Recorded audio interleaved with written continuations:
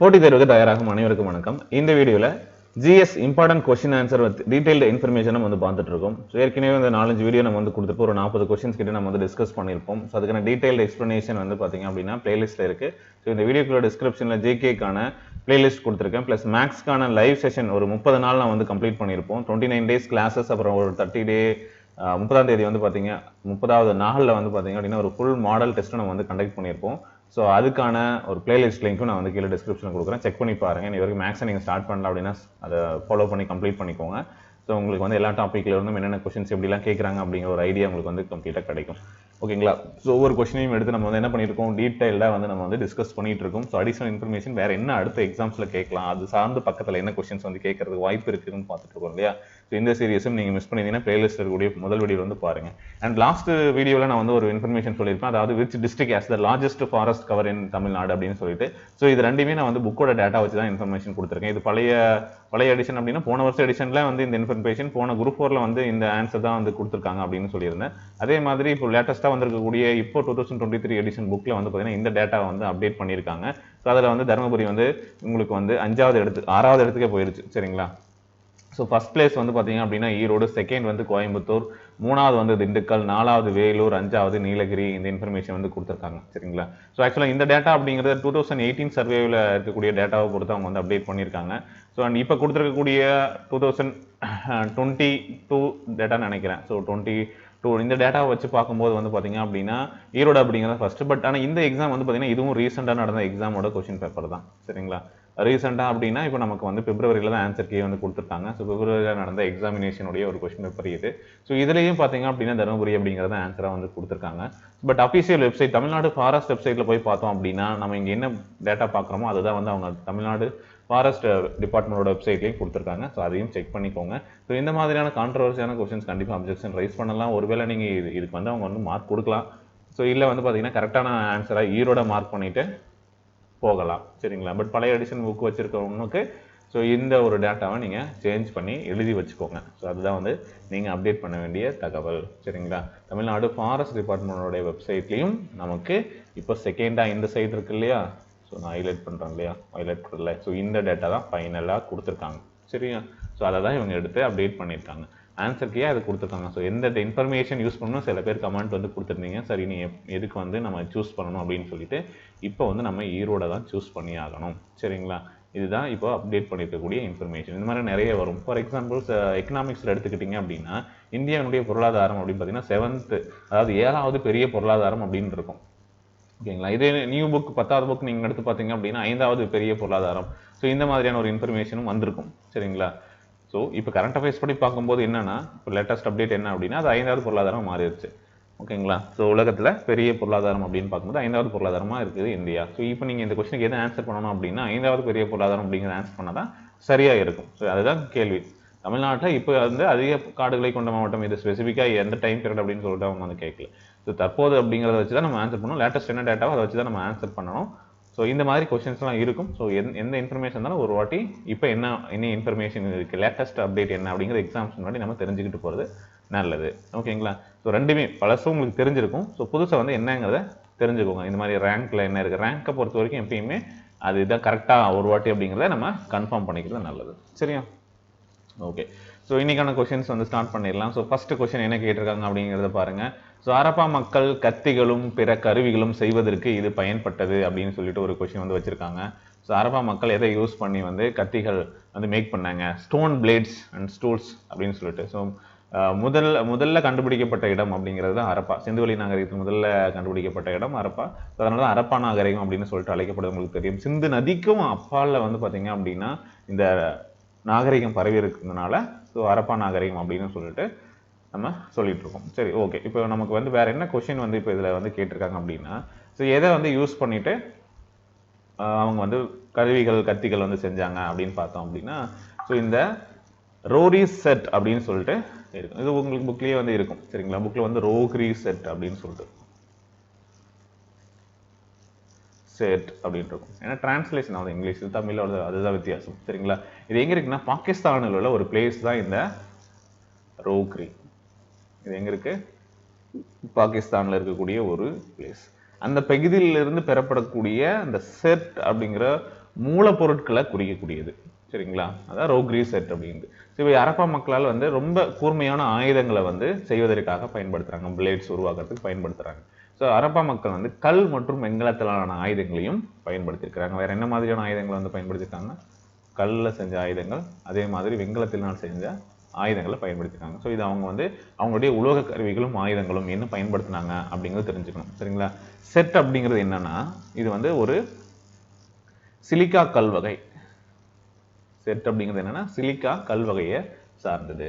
சரிங்களா? இந்த பிளேடுகள், கத்திகள், சரிங்களா, செம்பு பொருட்கள், அப்புறம் எலும்பாலும் தந்தத்தாலும் செய்யப்பட்ட கருவிகள், இதெல்லாமே அவங்க வந்து பயன்படுத்தியிருப்பாங்க. யாரு? ஹரப்பா மக்கள் வந்து செட் அப்படிங்கிற சிலிக்கா கல் வகையில செய்த பிளேடுகள் நம்ம பார்க்குறோம் இல்லையா, ரோரி செட். ஸோ அது மூலமாக செய்யப்பட்ட கருவிகளை பயன்படுத்தியிருக்காங்க. அப்புறம் செம்பு பொருட்களை பயன்படுத்தியிருக்காங்க. எலும்புகளாலும் தந்தங்களாலும் செய்யப்பட்ட கருவிகளை பயன்படுத்தியிருக்காங்க. சரிங்களா? இரும்பு பற்றி அவங்களுக்கு தெரியுமா? இதெல்லாம் ஓகே. இது அடிக்கடி கேட்கக்கூடிய கொஸ்டினாக இருக்கும்னு நினைக்கிறேன். இந்த இரும்பு பற்றி அவங்களுக்கு தெரிஞ்சிருந்ததா அப்படின்னு கேட்டாங்கன்னா, இரும்பு பற்றி அவங்களுக்கு தெரியாது. இரும்பினுடைய பயனை அவர்கள் அறியவில்லை. சரிங்களா? கூர்மையான கருவிகள், உளிகள், ஊசிகள், மீன் தூண்டில்கள், முட்கள், கத்திகள், அது மட்டும் இல்லாமல் முகம் பார்க்கும் கண்ணாடி, இது எல்லாமே வந்து அஞ்சனம், தீட்டக்கூடிய குச்சி எல்லாமே செம்பால் செய்யப்பட்டது. சரிங்களா? ரைட். இதில் செம்பில் செய்த அம்பு தான் யூஸ் பண்ணுவாங்க. ஈட்டி, கோடாரி, இந்த மாதிரியான கருவிகளை வந்து அவங்க பயன்படுத்தியிருக்காங்க. சரியா? மொஹஞ்சதாரோவில் ஒரு பெண்ணினுடைய சிலை, நடனம் ஆடக்கூடிய பெண்ணினுடைய சிலை வந்து கிடைச்சிருக்கும். அவர்களுக்கு மெழுகு அச்சில் வந்து உலோகத்தை ஊற்றி சிலை பார்க்கக்கூடிய ஒரு தொழில்நுட்பம், அதாவது லாஸ்ட் வேக்ஸ் ப்ராசஸ் அப்படிங்கிறது தெரிஞ்சிருக்கிறத காட்டுது அப்படின்னு சொல்லிட்டு இருக்கும். இதெல்லாம் வந்து அடுத்து உங்களுக்கு கேட்கக்கூடிய கொஸ்டினாக இருக்கலாம். ஸோ இது மட்டும் இல்லாமல் அவங்களுடைய ஆடை அணிகளுடைய அவங்களுடைய நாலேஜ் என்னவா இருக்குது, என்ன மாதிரியான அணிகலன்களை பயன்படுத்தினாங்க, உலோகத்தாலையும் கல்லாலையும் ஆன அணிகலன்களை பயன்படுத்தியிருப்பாங்க. ஓகே, அது தங்கத்தாலான அணிகலன்களை செஞ்சாங்களா? மேபி அதை பற்றி உங்களுக்கு வந்து கொஸ்டின் கேட்கலாம். அப்புறம் அவங்க வந்து பார்த்தீங்க அப்படின்னா என்ன மாதிரியான கலை, மண்பாண்ட கலை அவங்களை பற்றி என்ன மாதிரி இருந்தது, வேளாண்மை பற்றி அவங்களுக்கு என்ன தெரிஞ்சிருந்தது. ஸோ இப்படி தான் வந்து கொஸ்டின் அவங்க வந்து கிரியேட் பண்ணுவாங்க. இப்போ வந்து அவங்க வந்து ஆடு வளர்த்துருப்பாங்க, மாடு வளர்த்துருப்பாங்க, சரியா, யானை, இந்த மாதிரி வந்து சில விலங்குகளை பற்றி அவங்களுக்கு தெரிஞ்சிருது. ஆனால் குதிரை பற்றி அவங்களுக்கு தெரியல. மாடு வளர்த்திருப்பாங்க. அவங்களுடைய ஹரப்பாவினுடைய மாடு பேர் என்னது அப்படின்னா ஜபு. ஸோ இந்த மாதிரி கொஸ்டின்ஸ் வந்து கேட்கலாம். ஓகேங்களா? ஸோ இதை வந்து தெரிஞ்சு வச்சுக்கோங்க. ஓகே. ஸோ நீங்கள் வந்து சிந்துவெளி நாகரிகம் ஒரு வாட்டி ரிவைஸ் பண்ணும்போது எடுத்து பாருங்கள். ஓகேங்களா? ரைட். இதில் இருக்கு இல்லையா மற்ற விஷயங்கள், கார்னிலியன் அப்படின்னு இருக்கு இல்லையா, கார்னிலியன் அணிகலன்கள், இதெல்லாம் வந்து என்னன்னா அணிகலன்கள். சரியா? வைடூரியம் அப்படிங்கிறது அணிகலன்கள். அந்த ஹரப்பா பண்பாட்டு மக்கள் பருத்தி, அது மட்டும் இல்லாமல் பட்டு பற்றி அவங்களுக்கு நல்லா தெரிஞ்சிருக்கும். ஸோ அணிகலன்கள், ஆடை அணிகலன்கள் அப்படின்னு சொல்லிட்டு நம்ம பார்த்தோம் அப்படின்னா உங்களுக்கு என்ன தெரியும்? பருத்தி பற்றி தெரியும், அது மட்டும் இல்லாமல் பட்டு பற்றியும் அவங்களுக்கு நாலேஜ் இருந்தது. ஓகேங்களா? அவங்க உலோகத்தால் கல்லும் இதில் செஞ்ச அணிகலன்களை பயன்படுத்தினாங்க. முன்னாடியே நான் வந்து சொல்லியிருந்தேன். ஸோ அதில் வந்து பார்த்தீங்கன்னா செம்மணிக்கல், என்னது செம்மணிக்கல் அப்படிங்கிறது, இந்த செம்மணிக்கல் அப்படிங்கிறது தான் கார்னிலியன். இங்க இருக்கு இல்லையா, அதுதான் வந்து கார்னிலியன் அப்படின்னு சொல்லுவாங்க. செம்பு மற்றும் தங்கத்தாலான அணிகலன்களை செஞ்சிருந்தாங்க. சரிங்களா? அது வந்து ஒரு செம்மணிக்கல், ஒரு அணிகலன். ஓகேங்களா? இந்த மாதிரி அணிகலன்கள் வந்து பார்த்தீங்க அப்படின்னா மெசபடோமியாவுக்கு அவங்க என்ன பண்ணியிருக்காங்க, ஏற்றுமதியும் செஞ்சிருக்காங்க. ஓகேங்களா? ஸோ இந்த இன்ஃபர்மேஷனை தெரிஞ்சு வச்சுக்கோங்க. அடுத்து பாருங்க, இந்த ஸ்ட்ரீடைட் அப்படிங்கிறது என்னன்னா ஒரு அவங்களுடைய கைவினை பொருட்கள் செய்கிறாங்க இல்லையா. ஸோ அதில் வந்து ஒரு நுரைக்கல். ஓகேங்களா? ஏற்கனவே கார்னிலியன் பார்த்தோம், செம்மணிக்கல், மணிக்கல். சரிங்களா? ஸ்ட்ரீடைட் அப்படிங்கிறது நுரைக்கல். ஸோ இதெல்லாம் யூஸ் பண்ணி வந்து என்ன பண்ணியிருக்காங்க, அணிகலன்களை செஞ்சுருக்காங்க. ஸோ இதெல்லாம் எங்கெங்கே கிடைச்சிருக்கு? ஸோ இந்த அணிகலன்களை தான் எங்கே ஏற்றுமதி பண்ணாங்கன்னு பார்த்தோம், மெசபடோமியாவுக்கு ஏற்றுமதி செஞ்சுருக்காங்க. அங்கே நடந்த அகழ்வாய்வில் இதை பற்றி தெரிஞ்சிருக்காங்க. ஓகே. ஸோ இப்போ பார்த்தீங்கன்னா வைடூரியம். ஸோ வைடூரியம் எங்கேருந்து எந்த சிட்டியில் வந்து கிடைச்சிருக்கு அப்படின்னா ஷார்டுகை. இதை பற்றிலாம் கொஸ்டின்ஸ் கேட்கலாம். ஷார்டுகை. ஓகே. கார்னிலியன் அப்படிங்கிறது செம்மணிக்கல் பார்த்தோம், இது எங்க, லோத்தல். ஓகேவா? அடுத்து இந்த ஸ்ட்ரீடைட், அதாவது நுரைக்கல், இது எங்க அப்படின்னா தெற்கு ராஜஸ்தான்.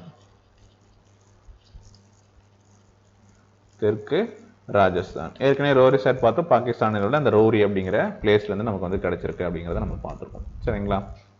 ஓகே. ஸோ இது இல்லாமல் உங்களுக்கு வந்து பார்த்தீங்கன்னா சங்கு பொருட்கள் வந்து நாகேஸ்வர், அப்புறம் பாலக்கோட், இந்த பகுதிகளில் கிடைச்சிருக்கு. ஓகேங்களா? செம்பு வந்து பார்த்தீங்கன்னா ராஜஸ்தான்லையும் ஓமன் இந்த பகுதிகளிலும் கிடைச்சிருக்கு. ஓகேங்களா? ஸோ இதெல்லாம் உங்களுக்கு வந்து ஒரு டேபிள் போட்டு அழகாக வந்து கொடுத்துருப்பாங்க, நீங்கள் படிச்சிருப்பீங்கன்னு நினைக்கிறேன். Okay, next question.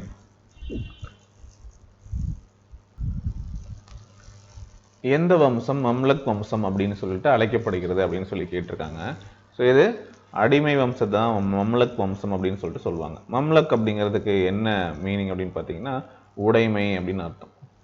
என்னது? உடைமை. உடைமை அப்படிங்கிறது அதனுடைய பொருள். இது வந்து ஓர் அடிமை அப்படிங்கிறது மீனிங் தரக்கூடிய ஒரு அரபு தகுதி பெயர். சரியா? ஸோ அழகாக வந்து பாக்ஸில் கொடுத்துருப்பாங்க. ஸோ கண்டிப்பாக உங்களுக்கு தெரிஞ்சிருக்கும். ஸோ முக்கியமான இந்த அடிமை வம்சத்தினுடைய முக்கியமான 3 ஆட்சியாளர்கள் யாரு அப்படின்னா குத்புதீன் ஐபக், இல்துமிஸ், பால்பன். ஸோ இவங்களை நோட் பண்ணி வச்சுக்கோங்க. ஸோ இவங்க எந்த காலத்துலேருந்து எந்த காலம் வரைக்கும். ஸோ இதுக்கு முன்னாடி எக்ஸாம்ஸில் கேட்டிருக்காங்க, யார் வந்து இந்த போலோ விளையாட்டின் போது விபத்தில் இறந்தாரு, அந்த குதிரை போலோ விளையாட்டில் இறந்துருப்பாரு அப்படின்னு சொல்லி கொஸ்டின் கேட்பாங்க. யாருன்னு தெரிஞ்சால் கீழே கமெண்ட் பண்ணுங்க. ஓகே, சரி. Next question. பின்வரும் ஆட்சியாளர்களில் லிச்சவி இளவரசி குமாரதேவியை மணந்தவர் யார் அப்படின்னு சொல்லி கேட்டிருக்காங்க. சரியா? ஸோ இதுவும் வந்து பார்த்தீங்க அப்படின்னா உங்களுக்கு குப்தர்கள் வரக்கூடியது. முதலாம் சந்திரகுப்தர் தான் வந்து இந்த லிச்சவி இளவரசி அவங்க பேர் என்னது? குமாரதேவி. ஸோ கண்டிப்பாக வந்து இது தெரிஞ்சிருக்கணும். ரொம்ப பேசிக்கான கொஷின்ஸாக வந்து கேட்டிருக்காங்க இந்த எக்ஸாமை பொறுத்த வரைக்கும்.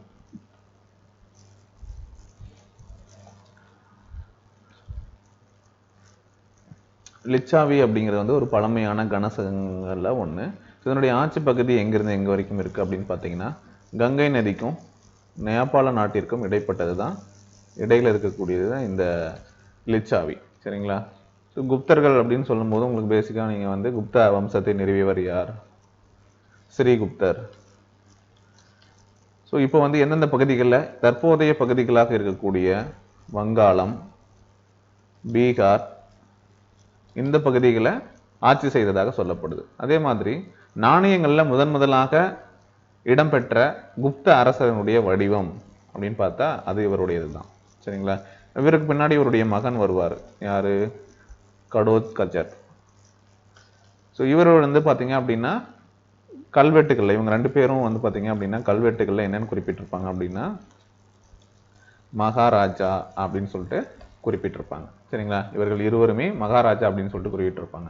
ஸோ இதில் வந்து முதலாம் சந்திரகுப்தர் அவருடைய ஆட்சி காலம் அப்படின்னு பார்க்கும்போது 319 335 இது எல்லாமே கிபி 319 335 வரைக்கும். ஸோ அப்போ வந்து முதலாம் சந்திரகுப்தர் தான் ஒரு புகழ்பெற்ற வலிமை மிகுந்த லிச்சாவி அரச குடும்பத்தை சார்ந்த அந்த குமாரதேவியை மணந்திருப்பார். சரிங்களா? அவருடைய அந்த குடும்பத்தினுடைய ஆதரவோடு சில சிற்றரசர்கள் பலவற்றை இவர்கள் வந்து வெற்றி கொண்டிருப்பார்கள் அப்படின்னு சொல்லியிருப்பாங்க. ஸோ இது பற்றி பெருமையாக சொல்லும் போதே தெரியுது அவங்களுக்கு வந்து எந்த அளவுக்கு சப்போர்ட்டாக இருந்திருப்பாங்க அப்படின்னு சொல்லிட்டு. ஸோ அடுத்து வந்து சந்திரகுப்தரால் வெளியிடப்பட்டவை அப்படின்னு சொல்லிட்டு கருதப்படக்கூடிய இந்த தங்க நாணயங்கள்ல சந்திரகுப்தர், குமாரதேவி 2 பேருடைய நாணய அந்த உருவங்கள் வந்து பார்த்தீங்கன்னா அந்த நாணயங்கள்ல பொறிக்கப்பட்டிருக்கும். சரிங்களா? ஸோ அதில் வந்து லிச்சாவயா அப்படிங்கிற ஒரு வாசகம் இருக்கும். என்ன வாசகம்? லிச்சாவயா. ஓகேவா? இது வந்து நோட் பண்ணிக்கோங்க. ஓகே. ஸோ அடுத்து வேற என்ன இருக்கு? 2ஆம் சமுத்திரகுப்தர். ஸோ உங்களுக்கு வந்து ஸோ இதை பற்றிலாம் தெரிஞ்சுக்கோங்க. 2ஆம் சந்திரகுப்தர், சமுத்திரகுப்தர், அடுத்து வந்து பார்த்தீங்க அப்படின்னா ஸ்கந்தகுப்தர். ஸோ இந்த இன்ஃபர்மேஷன் எல்லாமே படிச்சுக்கோங்க. யார் வந்து கடைசி குப்த பேரரசினுடைய அங்கீகரிக்கப்பட்ட கடைசி பேரரசர்? குப்த பேரரசின் ஒரு கடைசி அரசர். சரியா? கடைசி அரசர் அப்படின்னு சொல்லி கேட்டா விஷ்ணுகுப்தர். இதை நோட் பண்ணிக்கோங்க. ஸோ யாருடைய ஆட்சி காலத்துல சீனாவை சேர்ந்த பௌத்த துறவி ஒருத்தர் வந்திருப்பார். யாரு அப்படின்னா பாகியான். பாகியான் அப்படிங்கிற சீனாவை சேர்ந்த பௌத்த துறவி யாருடைய ஆட்சி காலத்துல வந்தாரு? சரிங்களா? அதுவும் யாரு? 2ஆம் சந்திரகுப்தர்.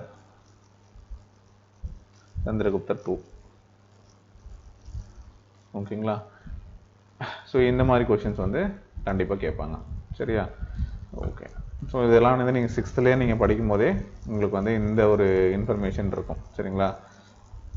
2ஆம் சந்திரகுப்தர் சமுத்திரகுப்தரனுடைய ஒரு மகன் 2ஆம் சந்திரகுப்தர். சரிங்களா? ஸோ அவர் வந்து பார்த்தீங்க அப்படின்னா விக்ரமாதித்யர் அப்படின்னு சொல்லிட்டு அழைக்கப்பட்டிருப்பாங்க. ஓகே, அது உங்களுக்கு தெரியும். ஸோ இந்த மாதிரி இன்ஃபர்மேஷனும் தெரிஞ்சு வச்சுக்கோங்க. இரண்டாம் சந்திரகுப்தரனுடைய பட்ட பெயர்கள்லாம் என்னென்ன இருக்கு, ஸோ அதில் ஏதாச்சும் ஒன்று வந்து கேட்கலாம். நான் இப்போ ஒன்று சொன்னது விக்ரமாதித்யர், ஒன்று சொன்னேன் நரேந்திர சந்திரர், சிம்மசந்திரர், நரேந்திர சிம்மர், விக்ரம தேவராஜர், தேவகுப்தர், தேவஸ்ரீ, ஸோ இந்த மாதிரியான பெயர்களும் அவருக்கு சொல்கிறாங்க. சமுத்திரகுப்தர்னு ஒருத்தர் கொடுத்துருக்காங்க. சமுத்திரகுப்தர் வந்து ஒரு விஷ்ணு பக்தர். யாருடைய பக்தர் அப்படின்னு சொல்லிட்டு கேட்கலாம். சரியா, தங்க நாணயங்களை வெளியிட்டிருக்கிறாரு. சரிங்களா. ஸோ குதிரைகளை பலியிடும் அந்த வேள்விகளை வந்து மீண்டும் நடைமுறைப்படுத்தியது யாரு அப்படின்னு ஒரு கொஸ்டின் கேட்கலாம். ஓகே, ஸோ இதெல்லாமே வந்து நமக்கு பேசிக்காக நீங்கள் வந்து அந்த லெசனில் படிக்கும்போது இருக்கக்கூடிய இம்பார்ட்டன்ட் இன்ஃபர்மேஷன். ஸோ இது வந்து தெரிஞ்சுக்கோங்க. ரொம்ப முக்கியமானது வந்து அலகாபாத் தூண் கல்வெட்டு. ஸோ அலகாபாத் தூண் கல்வெட்டு வந்து பார்த்தீங்க அப்படின்னா முதலாம் சந்திரகுப்தனுடைய மகன் சமுத்திரகுப்தர். சரிங்களா. குப்த வம்சத்தினுடைய தலை சிறந்த அரசர் அப்படின்னு சொன்னால் அது சமுத்திரகுப்தர். சரிங்களா. சமுத்திரகுப்தரினுடைய அவைக்கால புலவர் யார் அப்படின்னா அரிசேனர். ஸோ அவருடைய அந்த பிரயாகை மெய்கீர்த்தி அப்படின்னு சொல்லக்கூடிய பிரசஸ்தி, அதாவது அலகாபாத் தூண்ல பொறிக்கப்பட்டிருக்கும். இந்த பிரசஸ்தி மெய்கீர்த்தி அப்படிங்கிறது என்னன்னா ஒரு சமஸ்கிருத சொல். என்னது? பிரஸ்தி மெய்கீர்த்தி. சரி, இதனுடைய பொருள் என்னன்னா ஒருவரை பாராட்டி புகழ்வது அப்படின்னு அர்த்தம். ஒருவரை பாராட்டி புகழ்வது அப்படின்னு சொல்லிட்டு அர்த்தம். அவைக்கள அந்த புலவர்கள் இருக்காங்க இல்லையா, அரசர்களை புகழ்ந்து பாடி அவர் தம் சாதனைகளை பட்டியலிடுவாங்க. சரியா, இது பின்னாடி இருக்கக்கூடிய மக்கள் வந்து படித்து தெரிஞ்சுக்கிட்டோம் அப்படின்னு சொல்லிட்டு அந்த தூண்களில் வந்து பொறிக்கப்பட்டிருக்கும். ஸோ அலகாபாத் தூண் கல்வெட்டு, ஸோ அதையும் தெரிஞ்சுக்கோங்க. சரியா. இப்போ அலகாபாத் தூண் கல்வெட்டில் சமுத்திரகுப்தரனுடைய ஆட்சிக்கான மிக முக்கிய ஒரு சான்று அப்படின்னு பார்த்தா அலகாபாத் தூண் கல்வெட்டு. ஓகேங்களா. ரைட்டு. சரி, நெக்ஸ்ட் கொஸ்டின் பாருங்க. வெடிமருந்தை முதலில் கண்டுபிடித்தவர் யார்? ஸோ இது வந்து இந்தியா, ஐரோப்பா, சீனா அப்படின்னு சொல்லி கொடுத்துருக்காங்க. ஸோ வெடிமருந்து முதல்ல வந்து சீனர்களால் தான் கண்டுபிடிக்கப்பட்டிருக்கும். சரிங்களா. ஸோ இது வந்து கண்டுபிடிக்கப்பட்டு எப்போ வந்து ஐரோப்பாவுக்கு போச்சு அப்படின்னா கிபி 13ஆம் நூற்றாண்டில் தான் வந்து ஐரோப்பாவுக்கு போயிருக்கும். இதை நோட் பண்ணிக்கோங்க. இந்த 14ஆம் நூற்றாண்டினுடைய இடைப்பகுதியிலிருந்து இது வந்து துப்பாக்கிகளிலும் பீரங்கிகளிலும் இந்த வெடிமருந்து அப்படிங்கிறது பயன்படுத்தப்பட்டிருக்கும். சரிங்களா. 14ஆம் நூற்றாண்டுன இடைப்பகுதியில் துப்பாக்கிகளையும் பீரங்கிகளையும் பயன்படுத்தியிருக்காங்க. பாபருக்கு முன்பாக இந்தியாவில் அந்த போர்களில் பீரங்கிகள் ஏதாவது பயன்படுத்தியிருக்காங்களா அப்படின்னா அதுக்கு எதுவும் எவிடன்ஸ் கிடையாது. ஸோ அவர் தான் வந்து யூஸ் பண்ணியிருக்கிறாங்க அப்படின்னு சொல்லலாம். சரிங்களா. ஓகே, பீரங்கியை பயன்படுத்தக்கூடிய அந்த இராணுவ படைப்பிரிவு வந்து பீரங்கி படை அப்படின்னு சொல்லுவாங்க. சரியா. ரைட். இதை வந்து நோட் பண்ணிக்கோங்க. ஸோ இதுவும் வந்து ஒரு பாக்ஸ் கண்டனாக தான் இருக்கும். வெடிமருந்து முதல்ல சீனர்களால் கண்டுபிடிக்கப்பட்டது. ஸோ இது வந்து எப்போ எந்த நூற்றாண்டு வந்து ஐரோப்பாவுக்கு போச்சு அப்படின்னா 13ஆம் நூற்றாண்டு. அதுக்கப்புறம் அந்த துப்பாக்கிகளையும் பீரங்கிகளையும் எப்போ யூஸ் பண்ணாங்கன்னு கேட்டாங்கன்னா ஒரு 14ஆம் நூற்றாண்டு இடைப்பகுதியில் இது பயன்படுத்தப்பட்டிருக்கலாம். பாபருக்கு முன்பாக வந்து யாராச்சும் இந்தியாவில் இதை வந்து யூஸ் பண்ணாங்களா, போர்களில் பீரங்கிகள் பயன்படுத்துவதற்கான ஆதாரங்கள் இருக்கான்னு கேட்டால் அதுவும் எதுவும் கிடையாது. சரி, இதுக்கு முன்னாடி இந்த கொஸ்டின்ஸ் நிறைய வாட்டி கேட்டிருக்காங்க. ஸோ நோட் பண்ணி வச்சுக்கோங்க, இம்பார்ட்டன்ட் கொஸ்டின்ஸ் தான். சரியா. ரைட். அடுத்து வசிஷ்டர புத்திர புலுமாயி அப்படிங்கிறது யாரு அப்படின்னு சொல்லி கேட்டிருக்காங்க. இவர் வந்து சங்ககால பெண் புலவரா, வணிகரா, அரசரா, புரோகிதரா அப்படின்னு சொல்லி கேட்டிருக்காங்க. இவர் வந்து ஒரு அரசர். சரிங்களா. இது எங்கே இருக்கும் நீங்கள் படிக்கணும் அப்படின்னா தென்னிந்தியாவில் சமுதாய உருவாக்கம் அப்படிங்கிற லெசனில் நீங்கள் வந்து படிச்சிருக்கலாம். சாதவாகனர்கள் கீழே வந்து வரும். சரிங்களா. ஓகே, இவங்க எங்கே வந்து ஆட்சி செஞ்சாங்க அப்படின்னா 1ஆம் நூற்றாண்டில் தக்கான பகுதியில் தோன்றியவர்கள் தான் சாதவாகனர்கள். மகாராஷ்டிரா, கர்நாடகா, மத்திய பிரதேசம் இந்த மாநிலங்களை சேர்ந்த ஒரு சில பகுதிகளை இவங்க வந்து ஆட்சி பண்ணாங்க. சரியா. தெலுங்கானா பகுதியில் ஆட்சியை தொடங்கியவர்கள் என்ன பண்ணியிருப்பாங்க, அப்படியே மகாராஷ்டிரா பகுதிக்கு நகர்ந்து கோதாவரி இந்த மாதிரியான சில பகுதிகளில் அந்த மகாராஷ்டிராவில் ஒரு பிரதேஷ்தான் அப்படிங்கிற பகுதியை தலைநகராக கொண்டு ஆட்சி செஞ்சாங்க. சரிங்களா. ஸோ அது அப்படியே வந்து கிழக்கு பக்கமாக போய் ஆந்திராவினுடைய கடற்கரை பகுதிகளெல்லாம் கைப்பற்றியிருப்பாங்க. சரியா. கௌதமி